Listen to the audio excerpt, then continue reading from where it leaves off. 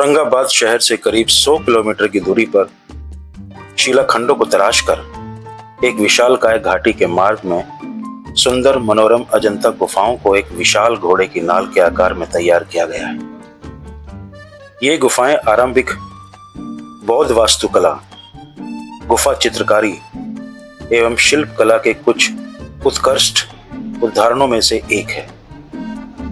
इन गुफाओं में बुद्ध को समर्पित किया गया पूजा कक्ष या चैत्य कक्ष, विहार या बौद्ध मठ स्थित हैं, जहां बौद्ध मठवासी ध्यान तथा बौद्ध उपदेशकों का अध्ययन किया करते थे। इन गुफाओं की दीवारों एवं भीतरी छतों पर बुद्ध के जीवन की कुछ महत्वपूर्ण घटनाओं एवं बौद्ध धर्म के दिव्य चित्रों को तराशा गया है।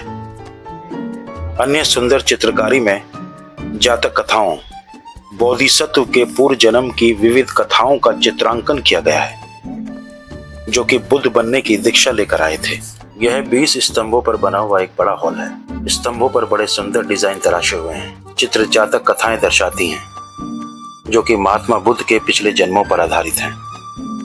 पूजा स्थल में बुद्ध की एक विशाल मूर्ति, जिसके चेहरे पर जब दाहिनी ओर से रोशनी डाली जाती है तब इस मूर्ति के चेहरे पर गंभीर भाव व्यक्त होते हैं, तथा बाईं ओर सामने से रोशनी डालने से तपस्या और शांति के भाव प्रदर्शित होते हैं। अखाड़े पर लड़ते हुए कुछ जानवरों की तस्वीरें, छत पर कई पक्षियों, फूलों और फलों की तस्वीरें हैं। ये डिजाइन आजकल की शॉलों और साड़ियों पर नकल किए जाते हैं। गुफा के बाईं ओर हंस के जन्म की कथा दर्शाई गई है। बुद्ध की माता अपना सपना राजा को सुना रही हैं। बुद्ध के जन्म और बुद्ध के माता पिता उसे प्यार करते हुए चित्रित हैं। बाईं ओर कमरे में बुद्ध की एक आकृति है, जिसकी छत पर हंसों का एक समूह दिखाया गया है। अन्य चित्रों में आज के युग की कई चीजें नजर आती हैं, जैसे मफलर, पर्स, स्लीपर। पूजा स्थल के सामने अखाड़ा है, जिसमें बुद्ध की कई आकृतियां हैं। छत पर इतनी सुंदर नक्शी और चित्रण है कि ये डिजाइन आज की हिमरू साड़ियों और शॉलों पर अंकित हो रहे हैं। गुफा नंबर 4 सबसे विशाल गुफा है। द्वार पर सामान्य द्वारपाल और कुछ जोड़े दिखाए गए हैं।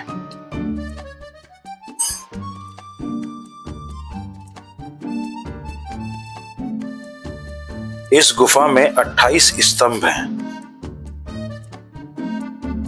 भीतर पूजा स्थल में महात्मा बुद्ध की 6 खड़ी मूर्तियां, जो कि अष्टभ्य से बचाती दिखाई गई हैं।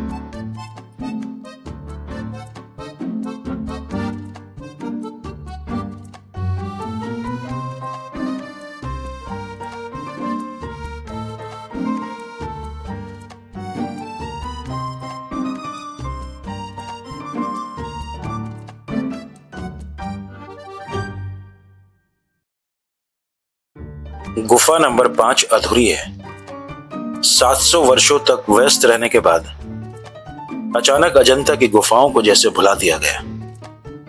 ये गुफाएं लगभग 1 सदी से भी अधिक समय तक मानव काल के अंधकार में छिपी रही। लेकिन 1816 में ब्रिटिश सेनाधिकारी जॉन स्मिथ जब खोज अभियान पर निकले तो अचानक वो इन गुफाओं तक पहुंच गए। प्रेक्षण स्थल जहां से खड़े होकर जॉन स्मिथ ने पहली बार इन गुफाओं को देखा, वहां से खूबसूरत प्राकृतिक दृश्य के साथ यह घाटी मार्ग अंग्रेजी अक्षर यू या घोड़े की नाल के आकार का दृश्य प्रस्तुत करता है। गुफा नंबर 6 की 2 मंजिल हैं। सभा कक्ष में बुद्ध की पद्मासन मुद्रा में आकृति है।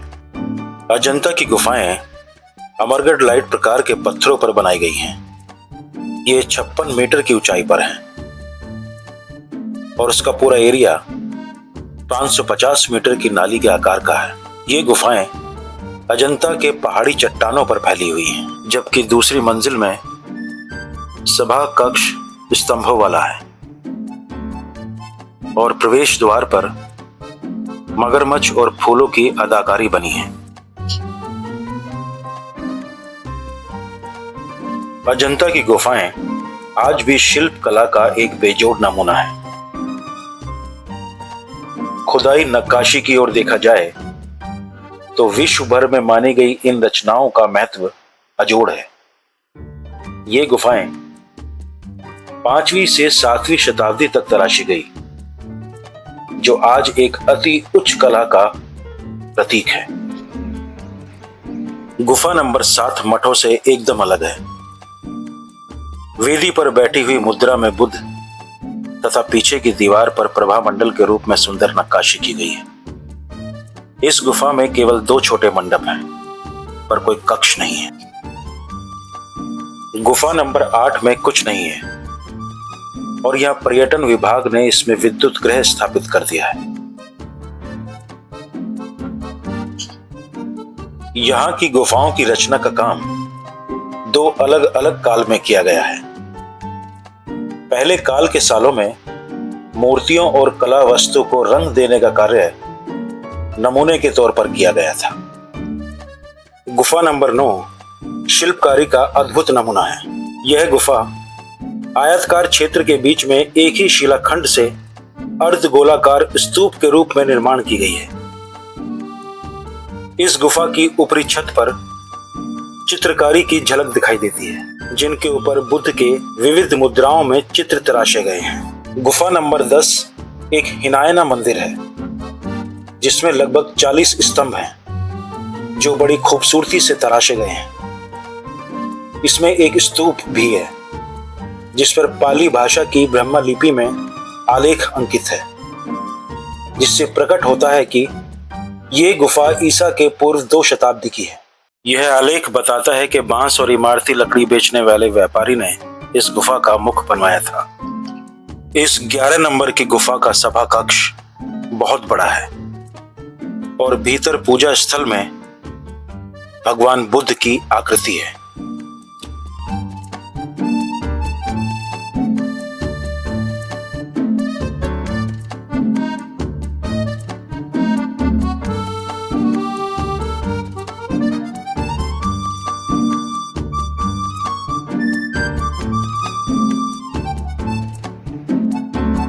ये गुफा हीनायान पर्याय विहार है।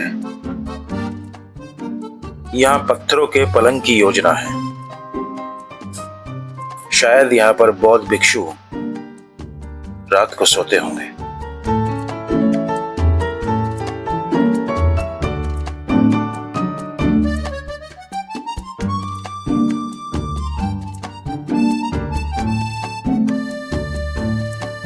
यह आयताकार खोदी हुई गुफा है। इसमें ढले हुए आधार वाले स्तंभ तथा अष्टकोणाकार दंड हैं, जो दूसरे कक्ष की ओर जाते हैं। इसमें पानी की टंकी है।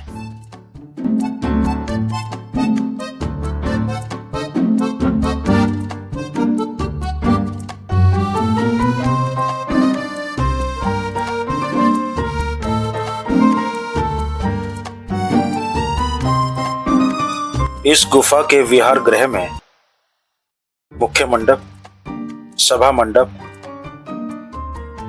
और गर्भगृह में बुद्ध भगवान है। गुफा नंबर 16 में बहुत ही महत्वपूर्ण चित्र हैं। इसमें बुद्ध के जीवन की घटनाएं दर्शाई गई हैं। बाईं ओर के दृश्य में बुद्ध के चचेरे भाई नंद दिखाए गए हैं, जो सांसारिक खुशियां छोड़कर भिक्षु बने हुए हैं।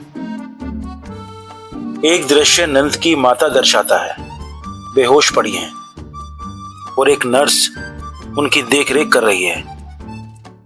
आश्चर्यजनक बात यह है कि नर्स का लिबास वही है जो आजकल की नर्सों का होता है। इस गुफा में बुद्ध के जीवन की कई घटनाएं और जातक कथाएं बताई गई हैं। सभा कक्ष बहुत सुंदर है और पूजा स्थल में बुद्ध की आकृति है। बाईं ओर बुद्ध के पिछले जन्म का दृश्य है। यह दृश्य एक हाथी का है और जिसकी कई सूंडें हैं। फिर चींटियां पेड़ पर चढ़ी हैं। महाकवि जातक कथा में बुद्ध बंदर के जन्म में दिखाया गया है और एक दयालु राजकुमार के रूप में, और एक भावुक दृश्य है कि वो अपने परिवार को तब मिल रहे हैं जब वो सांसारिक वस्तुएं छोड़ चुके हैं। वो अपनी पत्नी राजकुमारी यशोधरा और पुत्र राहुल से भीख मांगते हुए दिखाए गए हैं।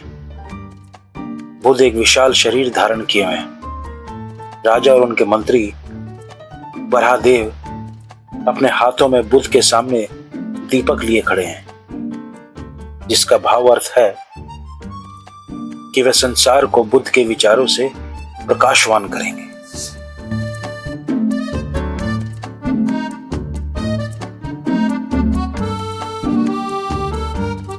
गुफा नंबर 19 एक घोड़े की नाल के आकार का मंदिर है और बुद्ध की आकृतियां हैं। बाईं ओर नाग राजा अपनी पत्नी समेत दर्शाए गए हैं और दाईं ओर बुद्ध अपनी पत्नी और पुत्र से भिक्षा लेते हुए नजर आते हैं। 3 छतरियों वाला एक स्तूप है और बुद्ध की आकृति स्तूप पर तराशी हुई है।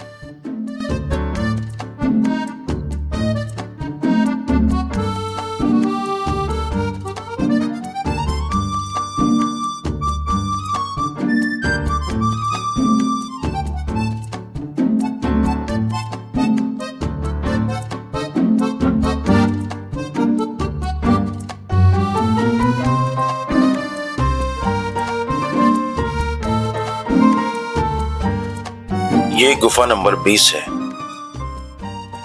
जिसमें पूजा स्थली में बुद्ध प्रचार करते हुए दिखाए गए हैं। स्तंभों पर विविध डिजाइन्स हैं और छत पर लकड़ी की प्रतिकृति है।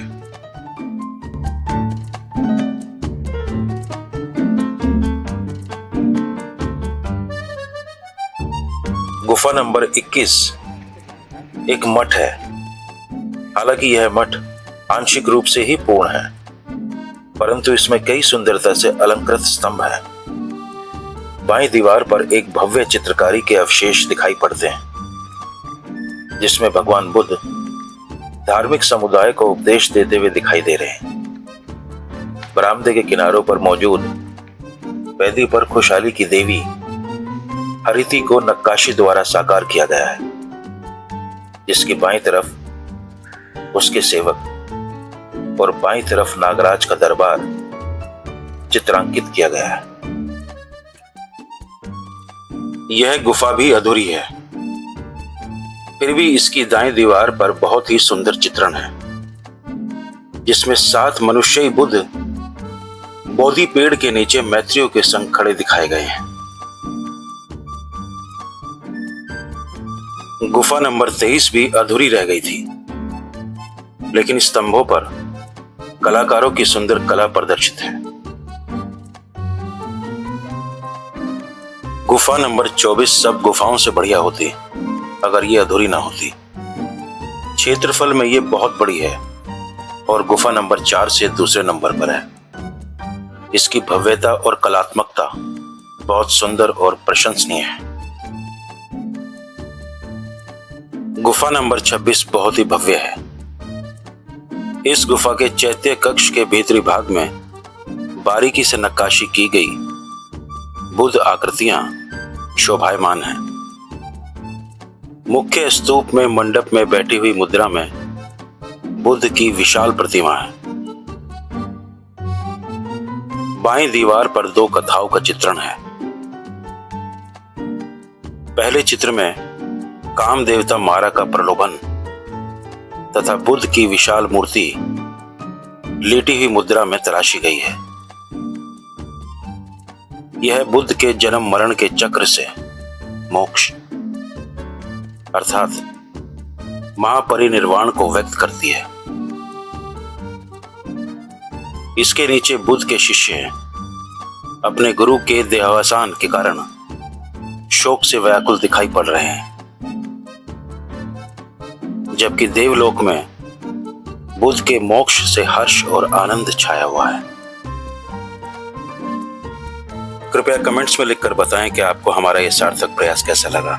अगर अच्छा लगा हो तो लाइक करें और शेयर करें, और अगर आप चैनल पर नए हैं तो सब्सक्राइब करें।